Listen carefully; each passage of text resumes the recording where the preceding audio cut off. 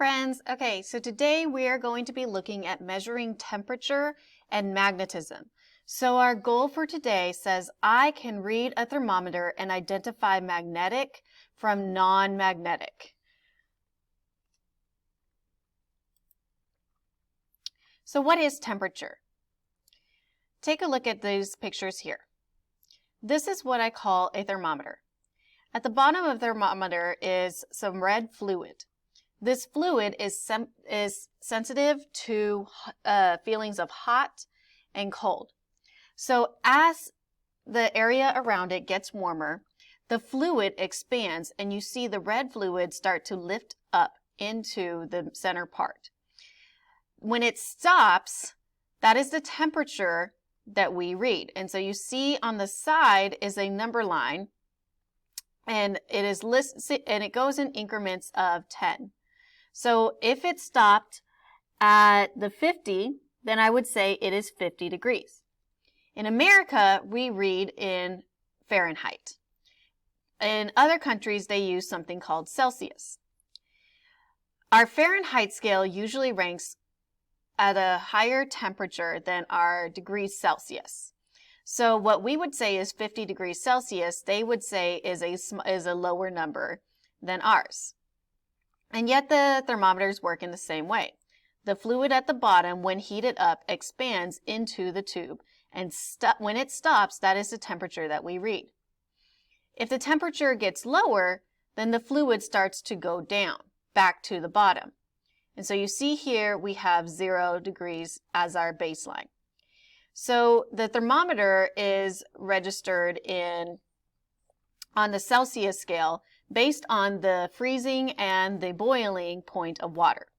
So the Celsius scale at 100 degrees Celsius, that's when our water boils. At 0 degrees Celsius, that is when water freezes. The Fahrenheit scale, again, the numbers would be a little bit higher.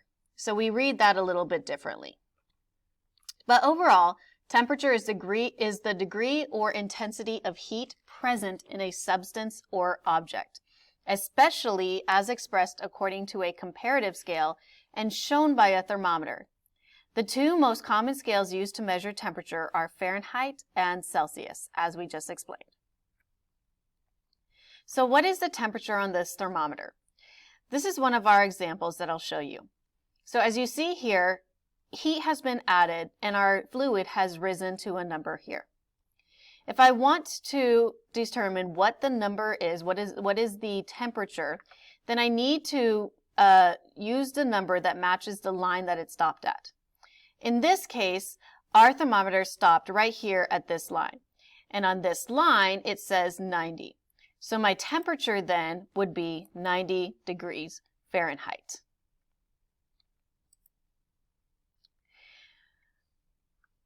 So as you go through the next slides, you're going to see a thermometer, and you're going to fill in on your line what temperature the thermometer shows. You have 4 questions in which you must read the thermometer and identify the temperature that is shown in the picture. Now let's move on to magnetism. What is a magnet? A magnet is a rock or a piece of metal that pulls certain types of metals towards itself. I want to focus on the fact that we said certain types. What that means is that not all metals are magnetic. Only certain types are. It also means that if it's not metal, then it is not magnetic at all. So the only time a magnet works is when it is attracted to a metal, and it only works with certain types of metals too. So it's very limited in what it will pull towards itself. As you work through your slides, you'll see here that there is a video in which we test objects that are magnetic and non-magnetic. I want you to play your video to watch to see what happens to the objects in the pan.